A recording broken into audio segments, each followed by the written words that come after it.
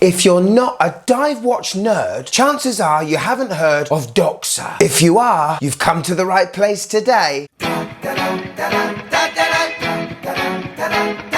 Yes, and welcome to the Mad Watch Collector Show, where we do watch reviews a little differently. Today we take a look at a brand called Doxa. That's the Greek word for glory, don't you know? This brand was born in 1889 and had a very good reputation building quality pocket watches, then wristwatches. But fast forward to the late 60s. Well, that's when the company really took off. Because under new management, they decided to put all their eggs in the dive watch basket. And with the help of the likes of Jacques Cousteau, you know, sort of a legend diver, they came out with what is considered as the first truly purpose-designed dive watch, accessible to the broader public. Their dive watches had a couple of innovations that hadn't been done before. The diving bezel not only had a minute ring on it, but had an outer depth ring to it. So it told you, like, at 10 minutes to go, this is how deep you should be underwater. But what they're most famous for is their bright colours.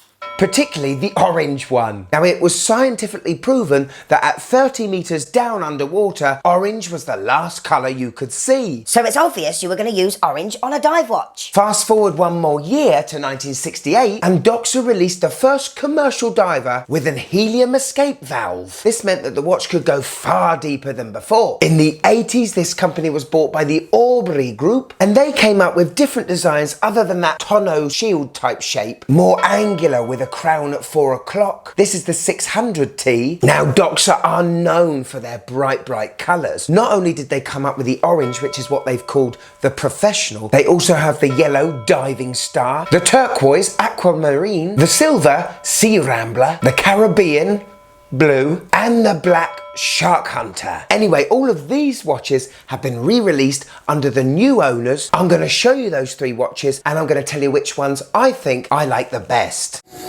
This review today could not be done without the help of Francis & GAYE Jewellers. They are an authorised dealer of many fantastic watch brands that you and I love. And they've just become an official authorised dealer of Doxa. So we had to take advantage of that, didn't we? Anyway, sign up to Francis & GAYE newsletter and you already receive a 10% discount. But email Ryan and tell him I sent you. And you might just get treated a little differently. Right, let's see the watches, shall we? Are you Doxa ready? Let's go!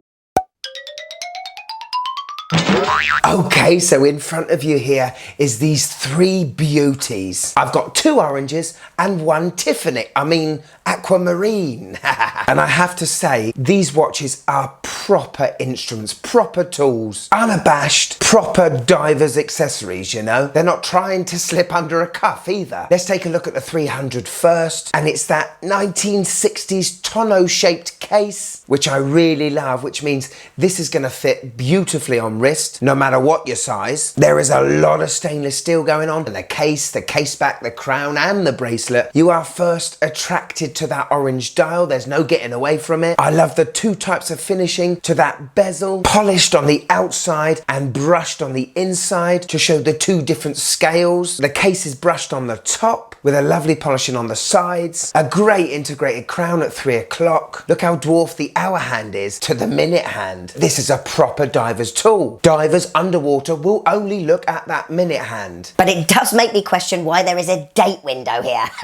I'm definitely feeling the history to this watch. That amazing boxed sapphire crystal that looks like the acrylic of the 60s. And yes, this is definitely a watch that I could see myself wearing. Onto the 300T, and the case is exactly the same. However, you get a more proportional sized dial to the case ratio. There's no boxed sapphire, and I see this as a more modern, refined look. And you can see on the left-hand side, there's our helium escape valve. I got this one with the rubber strap, and if you're gonna buy an orange dial watch, what the hey, let's get an orange strap, shall we? More on that later. And on to the 600T. Now this is a completely different animal. The angles, the facets. This is truly a watch from a different time, most definitely. The brushwork on the top of the case is beautiful. And seeing how it integrates with the bracelet is superb. We've got a crown at 4 o'clock here, but look how it is protected by this bottom shoulder. Very cool. Not much polishing going on here, as the sides of the case are brushed this time. But again, it's not necessarily giving me a, you can wear this watch on a daily basis. It's giving me a, this is a tool. This is the aquamarine coloured dial, and with the same coloured numerals in that ceramic bezel insert, it is very cool. First impressions, wow, what a lineup. From the heft of them, to the feel of them, to the finishing, we are dealing with very, very well made watches. Could you just click that like button, please? It really helps the channel. All watches are protected by a sapphire glass. The only difference with the 300, you've got a box sapphire. The other two are flat sapphire with under anti-reflective coating. All three watches have a screw-down crown and a screw-down case back. The Doxa 300 is what it says. It's a 300-meter diver. The 300T is a little confusing. With the helium escape valve, this thing can go depths of 1,200 meters. Whereas the Doxa 600T can go 600 meters. Don't ask me, ask Doxa. And on to those case backs. Oh, for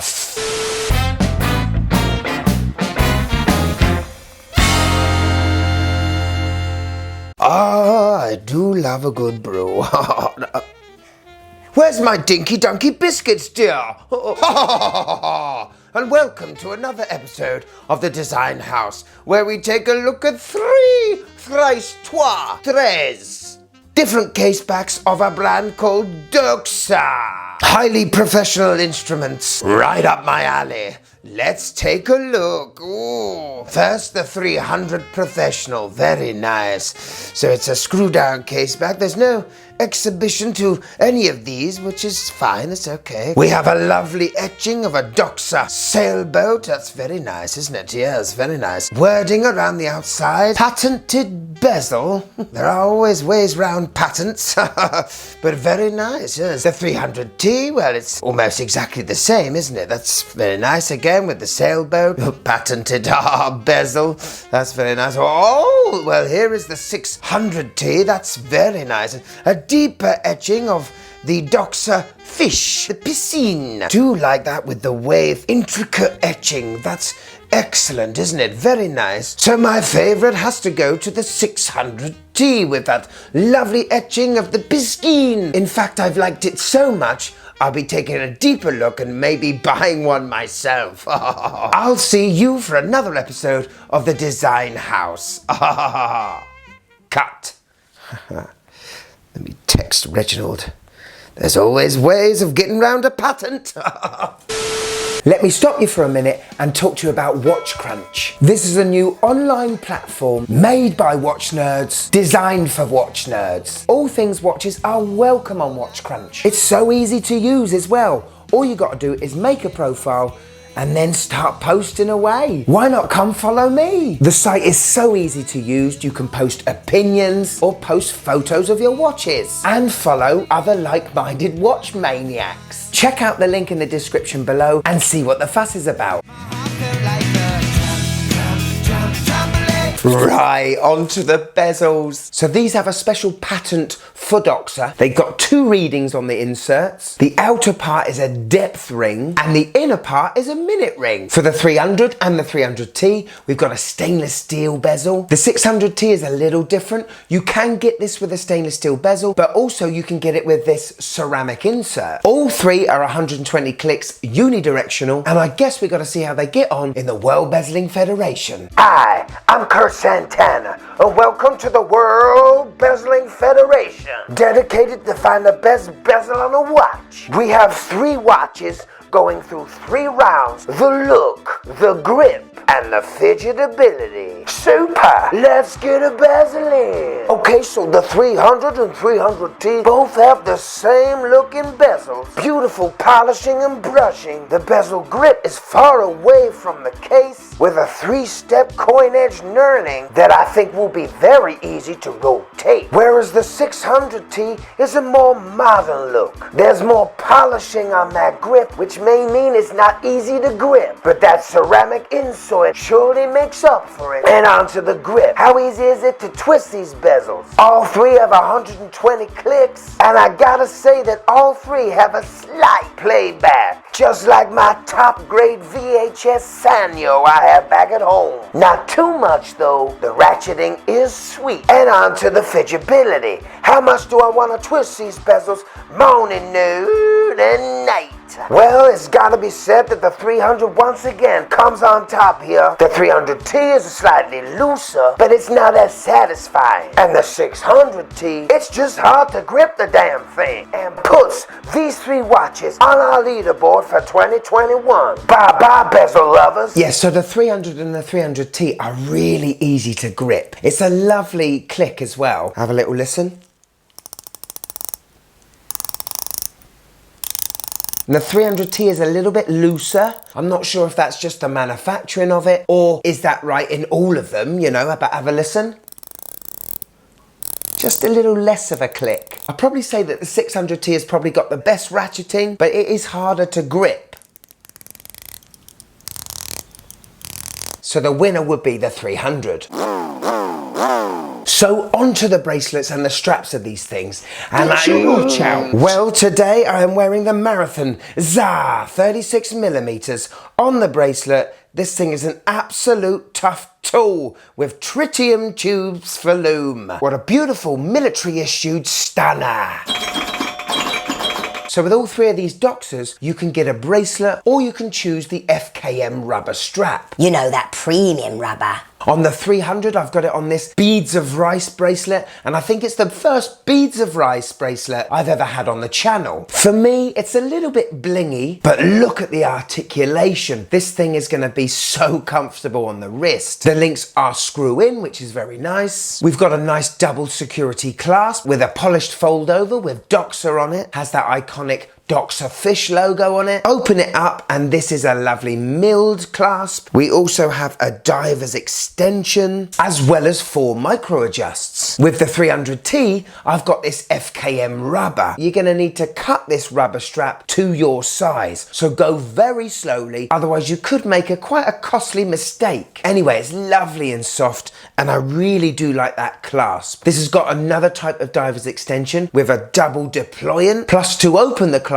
is also double deploying, revealing another milled clasp. I think it's very well done. Onto the 600T with this bracelet, and again we've got some amazing articulation with this thing. 3 links, all the same size. This thing's going to be great on wrist. This bracelet in fact has push-in pins, is actually more secure than screw-ins, but it's just fiddly, you know. The clasp is similar to the 300. You've got a fold over security, but we've got polishing on the milled part. Same type of diver's extension, and again 4 micro adjusts. Overall, very good quality.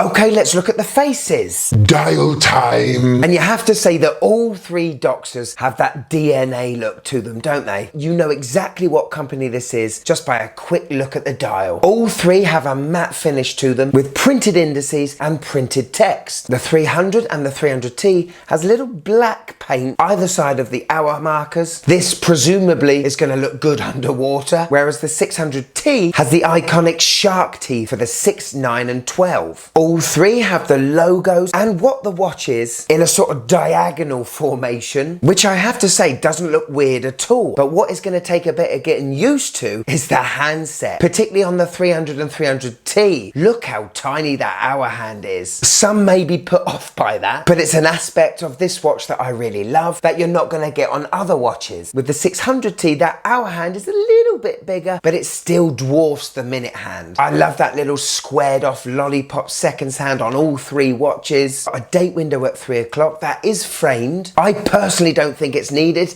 on a dive watch, but that's what the originals had, so you got to let them off. All in all, the watches are very simple looking in the dials, but sometimes simple is perfection. Get your watch out. Okay, with all of these watches, we've got Lume on the indices, Lume on the handset, Lume on the bezel pips. Let's see which one glows the strongest.